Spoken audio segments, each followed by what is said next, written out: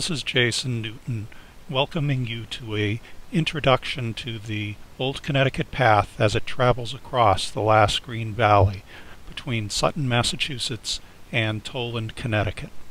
The Old Connecticut Path was the great trail of the native peoples, linking the Massachusetts, Nipmuc, and Tungus tribes on a journey from the Mass Bay to the Connecticut Valley. In 1630, a delegation of chieftains followed the Connecticut Path from Hartford to Boston for the purpose of inviting the English to come and establish settlements in the Connecticut Valley. The westward migration began in earnest in 1635 and 1636, when parties traveled from the Mass Bay along the Old Connecticut Path to the Connecticut Valley to establish the towns of Windsor, Wethersfield, and Hartford. The most famous migration was that of the congregation led by Thomas Hooker from Cambridge across the Old Connecticut Path to establish Hartford in 1636. The route they followed went from native village to native village and offered the travelers a place to rest where they could take advantage of the hospitality of the native people. During the period from 1640 to 1680, Reverend John Eliot of Roxbury, Mass., traveled along the Old Connecticut Path and established praying Indian villages along the path. The locations of the praying villages established by John Eliot and the record of travels along the Old Connecticut Path by Daniel Gookin, Commissioner of Indian Affairs, gives us markers of where the Old Connecticut Path followed that we can use today to identify the route. My journey in rediscovering the Old Connecticut Path has been guided by an attempt to answer three important questions. Can the route of the Old Connecticut Path be reconnected all the way from Cambridge to Hartford?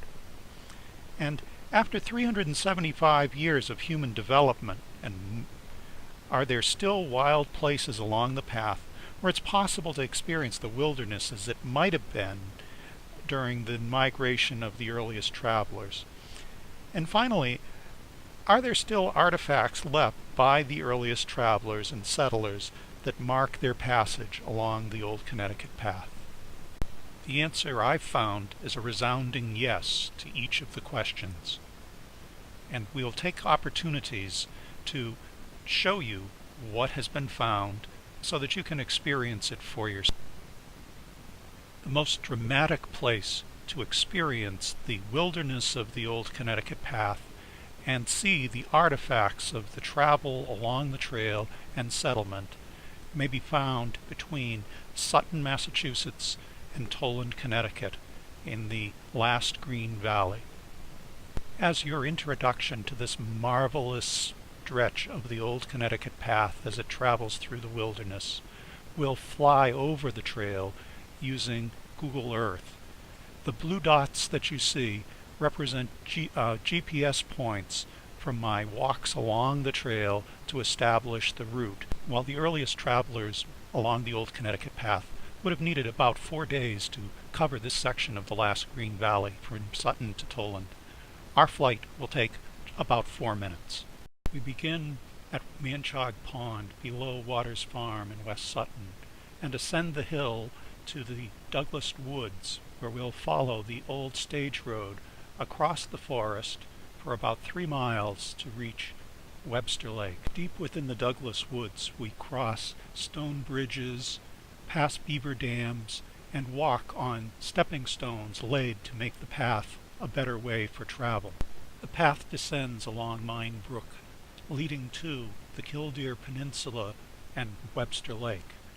Killdeer Peninsula leads to the Narrows, which was a fording place crossed along the Old Connecticut Path. Remnants of the path have been lost in the development of Webster, Mass. But as we fly over, we approach the French River and follow New Boston Road to the Connecticut line. The path crosses the old railroad grade to follow Shumway Brook to the Quinnebog River, passing below Cordis Hill and Buck Mountain. Flying over Thompson, Connecticut, we approach the Quinnebog River. Directly below is the meadow where the fording place of the path crosses the river, leading uphill to the Thompson Woods. A 2-mile walk on old roads through the Thompson Woods and around Chandler Hill leads to the Senexit Meadow and Woodstock, Connecticut. The path approaches Woodstock up Child Hill Road, and then at the junction follows Hall Road to Pulpit Rock and across the Westward Hill, reaching the Beaver Meadow where the oldest highway in America is found. Leaving the ancient trail behind, the path follows Rocky Hill Road across the uplands of Woodstock. Hopkins Hill, the path crosses the meadow following the contour of the land and an old roadway buried within the woods to reach Bungee Brook. Passing the Child Tavern site and over Dean Hill, we cross the Still River and ascend uphill to Crystal Pond. In Eastford, the path crosses conservation land and orchards to reach Buell Drive, where it descends into Branch Brook, passing below a beaver dam. Posey Road, the path enters Yale Forest, passing between beaver dams and walking over Bigelow Brook on stepping stones to arrive at Axe Factory Road.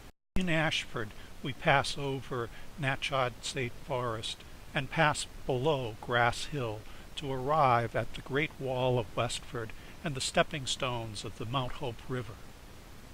Passing over meadows and between beaver ponds and across brooks on the ancient road, the path heads west towards Moose Meadow. In Willington, the path reaches Moose Meadow and the Fenton River and then ascends along the old road following Curtis Brook to reach Cosgrove Road and crossing below Whifford Hill.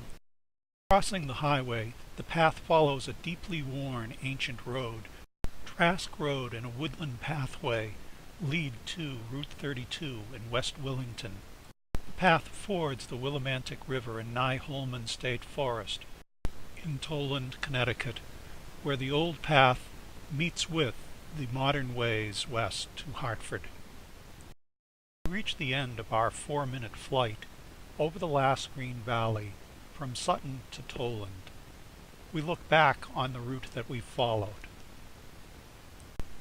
Reverend Thomas Hooker and his congregation, along with other parties traveling westward from the Mass Bay along the Old Connecticut Path, would have required 4 days at least to travel this same route. The path they followed has faded in memory. You are invited to join me in rediscovering the Old Connecticut Path as it travels across the last green valley. Come along with me by video and by slides and animations to see the Old Connecticut Path at the ground level. Get out to walk and experience the wilderness as it may have been seen by those who traveled along the old path, and help to preserve this important part of our national heritage. Visit the Old Connecticut Path website for more information.